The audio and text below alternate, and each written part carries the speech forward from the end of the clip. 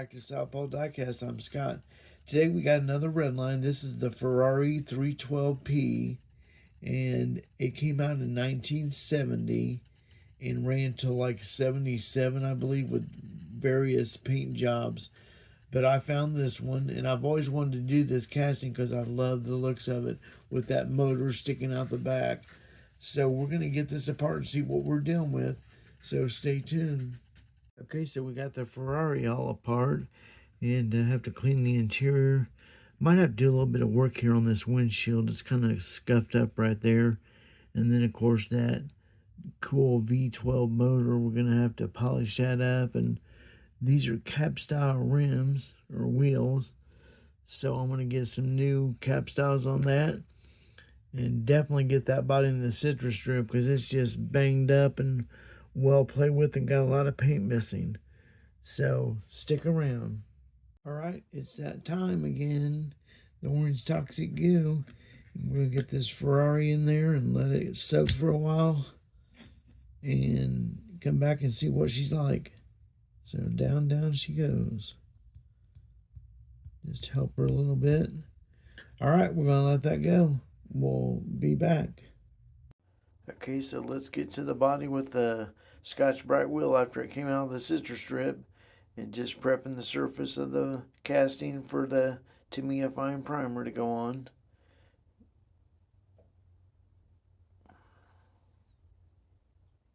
I really like doing this step. I know I said it over and over again, but it just really helps. And I'm starting to see other people do it. So let's move on. Okay, so we're at the paint booth after I went over with the Scotch Brite wheel, and I'm going to do a nice light even coat of the Tamiya Fine Primer.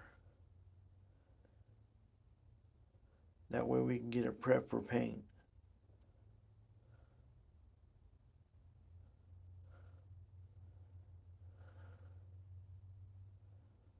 Just light coat is what I always do. It turns out just fine.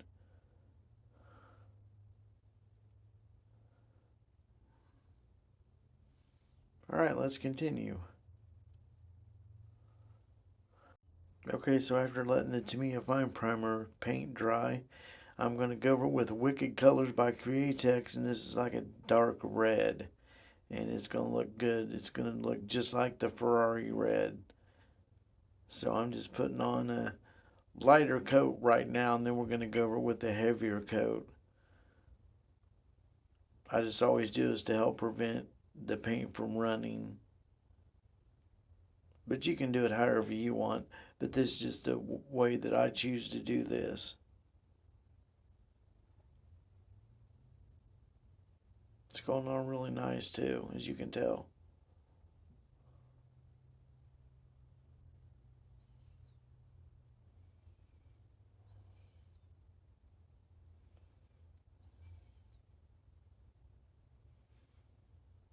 I'm actually putting on more of a wet coat now on top because I put a light tack coat before. And now I'm going to do the sides.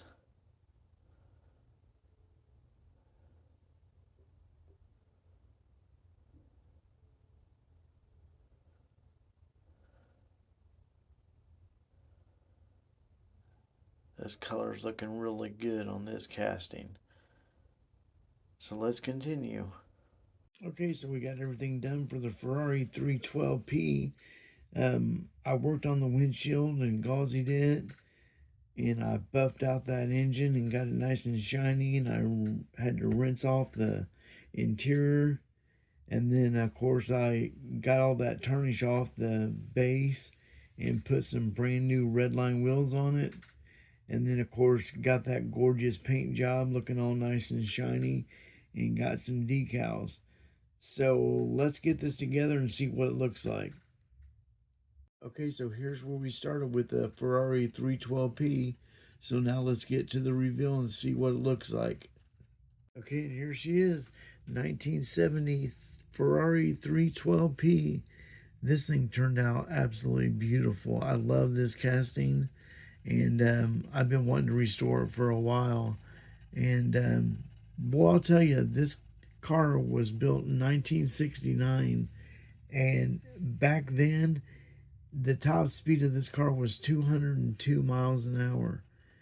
And that Ferrari V12 was only putting out 370 horsepower. So you might be wondering, how could it go that fast with that little of horsepower? Well, the reason for that is this car was fiberglass and aluminum, so it was very lightweight. I think it weighed like 1,600 pounds.